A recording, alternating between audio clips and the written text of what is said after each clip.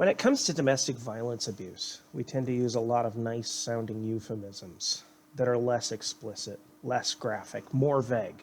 And it's done specifically to minimize and tidy up the ugly and brutal realities about abuse because they don't fit how we see ourselves or our choices or what may be going on around us. We experience a lot of cognitive dissonance surrounding abuse, that uncomfortable feeling we have when what we believe about ourselves and our values do not match up with how we actually behave. And so we use language to compensate and avoid that uncomfortable feeling. For example, we will refer to strangulation as choking. Choking is something getting into the airway, obstructing it. And we use that for a lot of innocent things, such as choking on food or drink.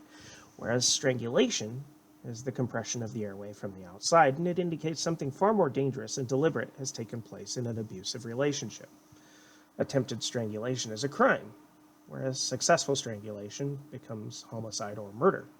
A very ugly truth that a lot of us don't like to think about, and our choice of language as a society reflects this awareness in an attempt to escape it. Offenders will often describe punching their victims as having laid hands on them, or pinning them down so they can't escape and sending the message that you cannot win, I will overpower you, as wrestling together. And they may cite the fact that there were no specific marks on the victim as a reason that the abuse was okay, when the reality is the victim was terrified for their life. But if it's described as wrestling, then it sounds far less abusive, much more playful, when for the victim it was anything but a game. When we engage in blame-sharing language, we also shift the responsibility off of the offender and onto the victim, or spread it between the multiple parties, such as saying, we were fighting, we were arguing, we were hitting each other, suggesting they were both equally at fault, when the reality is one person held more power, more control, was more physically able, was more aggressive, was more abusive, the predominant aggressor. And it leads us to look at solving the abuser's abuse by focusing in part on the victim, thereby absolving the abuser of at least some of their own culpability. And abusers in domestic violence treatment will often use the word it, as in, it escalated, or it happened, when really, the abuser escalated and engaged in physical violence against the victim to overpower them. Or they will say, the incident happened, versus, I chose to attack them, all in an effort to make the offense sound like it was some distant thing outside of their control, this separate entity, apart from themselves. And we will often see abusers try to minimize their crimes by saying they were convicted of disturbing the peace, or that their offense was only a misdemeanor versus a felony. Well, what they were charged with, convicted of, or what the attorney helped them plead down to is irrelevant. We need to focus on what they did, what they chose to do, what they were trying to accomplish, and how did this impact the victim. Even the word victim is important, and we often use the word survivor in society for a host of legitimate, valid, important, and positive reasons that are empowering and healing, and which are appropriate and even necessary for those who have experienced abuse. But in treating abusers, they have to acknowledge and realize the fact that they created and chose a victim. The survivor created themselves.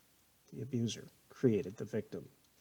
Abusers may use the word survivor to indicate the victim has recovered, suggesting it was a long time ago, thereby making their abuse now irrelevant because the victim's okay. It's a way of sweeping the abuse and the abusive tendencies under the rug. And we know that victims themselves may describe an offense against them in less graphic terms for a number of reasons. But it's important to realize that the victim's motivation for doing so and the abuser's motivation are going to be for very different reasons. And we don't want abusers to create a victim and then use the victim's thinking and coping language as the basis for them to avoid their responsibility for abusing. And on the flip side, if words don't really matter, then why the tendency on the part of abusers to minimize? Why do people get emotional when we use specific language? It's because language does matter. It does impact how we think about it, and we know this. I encourage you to watch out for how common these minimizations are in the media and even around you. And when you hear it, ask, why did they word it that way? Who does that benefit? Who does that harm? How does that impact how we handle the issue? What do we miss when it's said that way? And if we changed how we talk about it, would we have a different response? The bottom line being, words matter, and we need to get them right and recognize their impact in order to be more effective in stopping abuse. Thank you for watching. Check back for more videos or check out my other videos, but share this with someone. Like it, comment, subscribe, help get the information out there. And as we begin to talk about abuse more accurately and understand how we're approaching the issues, we can actually be more successful at stopping it. Thank you again.